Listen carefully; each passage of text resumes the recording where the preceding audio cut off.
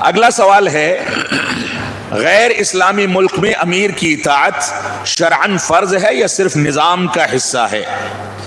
دیکھیے، غیر اسلامی ممالک میں امیر کی اطاعت، سب سے پہلا مسئلہ تو یہی ہے کہ غیر اسلامی ممالک میں امارت کے مقام پر کون فائز ہے؟ یہ ایک بہت بڑا مسئلہ ہے۔ ہم اگر غیر اسلامی ممالک میں یہ باور کراتے ہیں کہ ہم وہی امیر ہیں جو شرعی امیر ہوتا ہے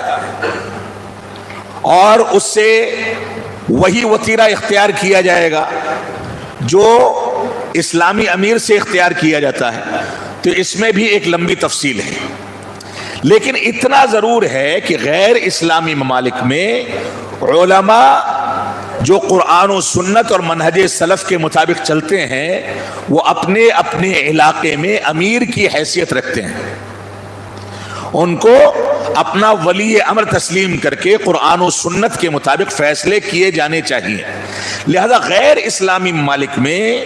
امیر کی اطاعت کا، احترام کا تصور تو باقی رہے گا۔ ایک مسئلہ یہ ہے کہ ذرا سی باتوں پر تنظیموں کے ذمہ داران،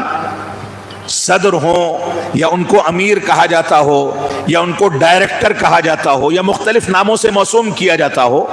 ذرا سی باتوں پہ ہمارے ہندوستان میں مزاج یہ ہے کہ اس سے کوئی غلطی ہو جائے تو ساری دنیا سر پر اٹھا لو۔ یہ باغیانہ عنصر ہے جو خارجیوں کا اور اخوانیوں کا عنصر ہے، اس سے ہم کو پرہیز کرنا چاہیے۔ ہم کو سمع و طاعت کا حکم دیا گیا ہے، لہذا اپنے بڑوں کا احترام کریں۔ ہمارے بڑے جب تک قرآن و سنت کے مطابق فیصلے کرتے ہیں وہ ہمارے بڑے ہیں، ہمارے ذمہ دار ہیں، ولی امر کے حکم میں ہیں، ان کی اطاعت کرنا ہمارے اوپر واجب ہے۔ اگر ہم آئے دن نئے لوگوں کو سامنے لائیں گے اور بڑوں سے اعتماد ٹوٹے گا تو نتیجہ یہ ہوگا کہ بغاوت اور انتشار پھیلے گا۔ لہذا اس سوال کا جواب کہ غیر اسلامی ملک میں امیر کی اطاعت شرعاً فرض ہے یا صرف نظام کا حصہ ہے، اس کا جواب یہ ہے کہ غیر اسلامی ممالک میں امارت کا وہ تصور نہیں ہے جو اسلامی ممالک میں ہوتا ہے، لیکن اتنا ضرور ہے کہ جو لوگ قرآن و سنت اور منہج سلف کے مطابق چلتے ہیں، فیصلہ کرتے ہیں، اور اللہ رب العالمین نے ان کو قدرت دے رکھی ہے، یعنی وہ ہمارے ذمہ دار ہیں، چاہے مساجد کے پیمانے پر یا محلے کے پیمانے پر یا شہروں کے پیمانے پر، وہ امیر اس انداز کے تو نہیں ہیں، لیکن یہ یقینی بات ہے کہ ان کی اطاعت اور ان کا احترام کیا جانا چاہیے، اور کسی بھی انداز کی غلط پالیسی کو اختیار کرنے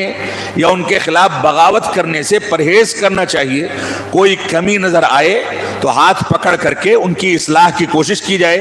اصلاح کرتے ہیں تو ٹھیک ہے، ورنہ وہ رب کائنات کو جواب دیں گے۔